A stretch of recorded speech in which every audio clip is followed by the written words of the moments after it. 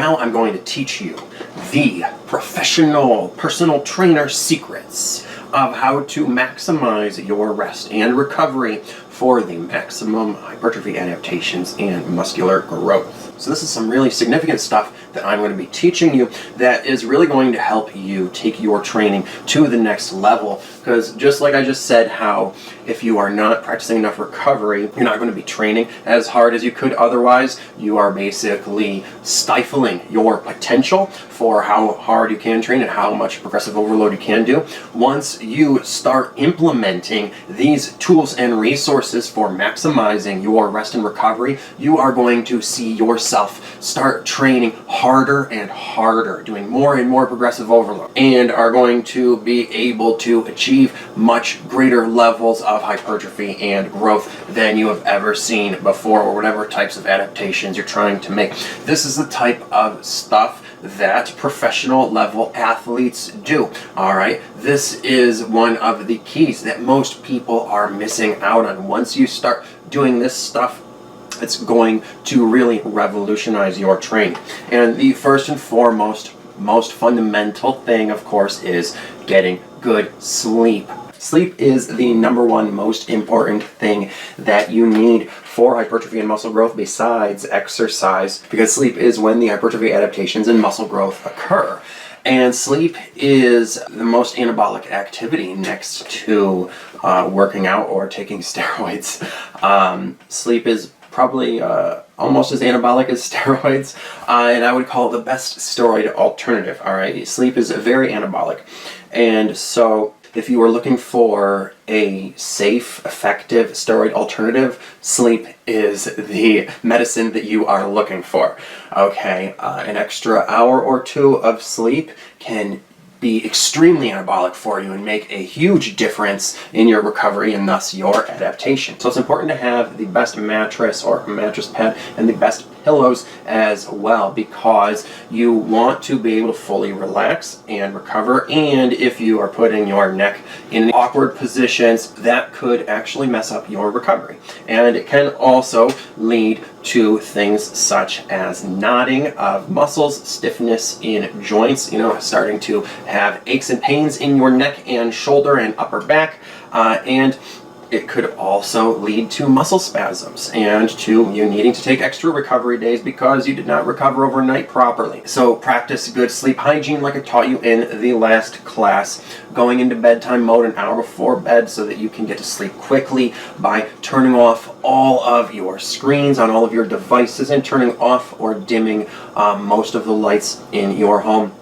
Especially any bright ones or any fluorescent ones, and then taking a nice relaxing bath or shower, reading or meditating, listening to soothing music, doing whatever you can to wind down and relax and get into rest and recovery mode. And if you are still having trouble with getting to sleep fast, getting into a deep sleep and staying asleep, you can take a melatonin supplement. There's also a couple other herbal supplements that will help you get to sleep if you feel like you need a little more help, such as kava kava, which is a natural tranquilizer from Africa. And there is valerian root as well, which is supposed to be relaxing, but neither one of these is great for your digestive system. So if you have problems with indigestion at night, then don't take them.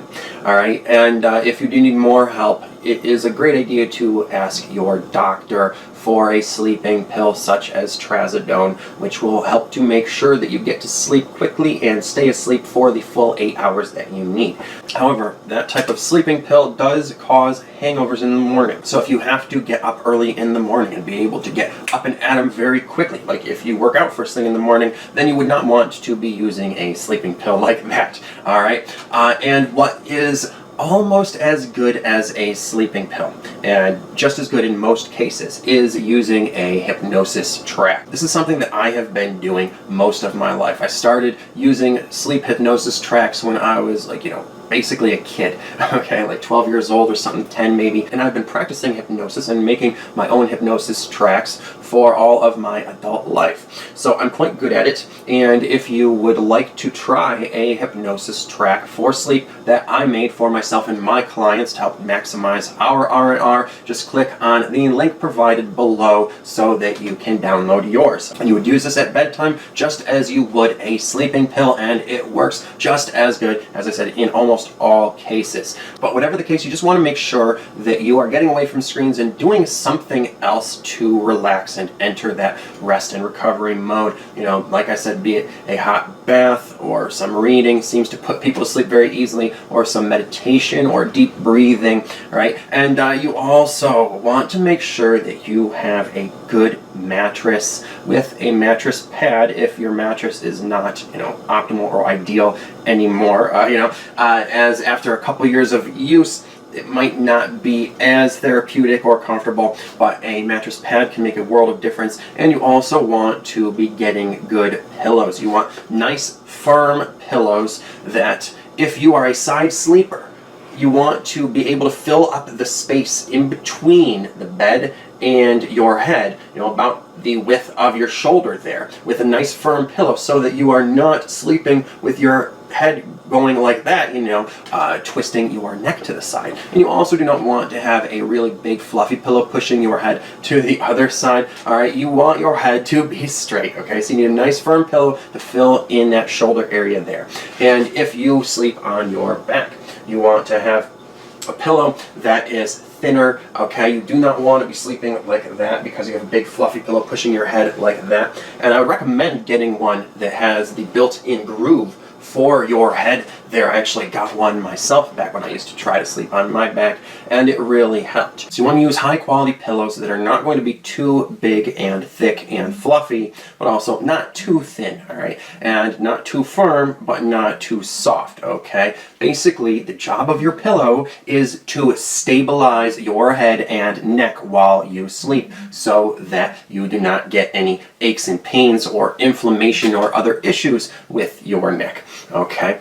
And what is ideal, if these types of things are of concern to you, is that you sleep on your back as much as possible. Because there's a lot more risk of putting your neck into an awkward position for a very long time when you are sleeping on your side. And it's just going to cause more aches and pains and inflammation and issues, I know, because I'm primarily a side sleeper. All right, so if you are a side sleeper and it's the only way you can get to sleep, you need to make sure you have the right pillow that fills in that space and supports your head and keeps it straight, and that your mattress or mattress pad is soft enough to give a little where your shoulder and the other pressure points like your hips are. And as a side sleeper, you really need to switch sides in the middle of the night whenever you may wake up. And like I said, the body pillow will really help to support your shoulders and hips and prevent any aches and pains. And you want to get at least 8 hours of quality restful sleep per night. Anything less and you won't be able to train as hard or grow as much or as fast. And the more sleep you get, the better, all right? 10 hours is better than 8. And 12 hours is better than 10, all right? A lot of professional and elite athletes sleep for 12 hours per day in order to be at their peak physical condition, all right? And that is time spent sleeping, not just in bed, okay? So, if you're laying around in bed, unable to get to sleep, maybe distracting yourself with your cell phone, scrolling or something like that, or watching TV, listening to the radio, podcasts, or whatever else you may want to listen to on your devices, and you're spending 10 hours in bed, but part of it is spent doing that, and so you're only actually getting 7 or 8 hours of sleep, you cannot consider that the same as getting 10 and train as if you had gotten 10. So while your body may be at rest, it's not the same type of deep rest that causes the recovery and hypertrophy adaptations that you want. So that's why it's important to take a sleeping pill or a supplement or a muscle relaxer, consult your doctor if you need to, or take a midday nap if you ever need it. All right, it doesn't have to be long. Even a 30-minute nap is replenishing, okay? It's better than nothing.